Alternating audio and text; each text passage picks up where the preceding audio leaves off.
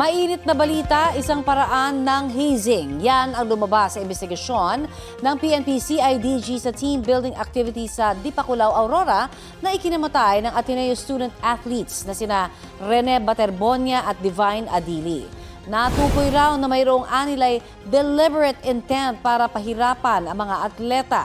Sinabi rin daw ni dating Ateneo coach Tab Baldwin sa kanyang testimonya na pinili ang mga petsa para sa team building dahil low tide raw sa lugar.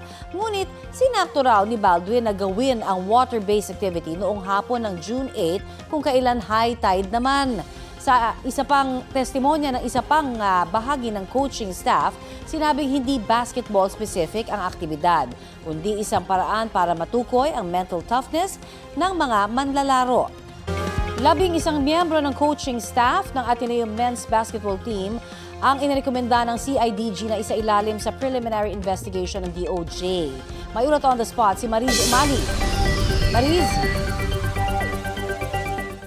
Connie, kabilang nga ang nag-resign na head coach na Ateneo men's basketball team na si Tab Baldwin sa mga nirekomenda ng PNP-CIDG na paimbestigahan sa Department of Justice. Pati na rin ang ilang mga conditioning at assistant coaches, ang therapist, manager at utility boys. Ayon sa CIDG, kung mapapatunayan may prima facie case na may makatwirang posibilidad ng pagkakahatol batay sa mga nakalap na dokumento, testimonya ng mga saksi, pisikal na ebidensya at iba pang ebidensya, dapat magsampa ang Department of Justice ng kaukulang impormasyon para sa paglabag sa Republic Act No. 11053 o ang Anti-Hazing Act. Sa ilalim ng Section 14A ng RA 11053, may pananagutang kriminal ang sino mga aktwal na nagplano o lumahok sa hazing kung nagresulta ito sa pagkamatay, panggagahasa, sodomy o mutilation ng biktima. Malinaw raw kasing sina Rene Baterbonia at Divine Adili ay nasawi sa pagkalunod sa water resistance o team building activity habang sila ay in-expose sa hazardous open sea environment.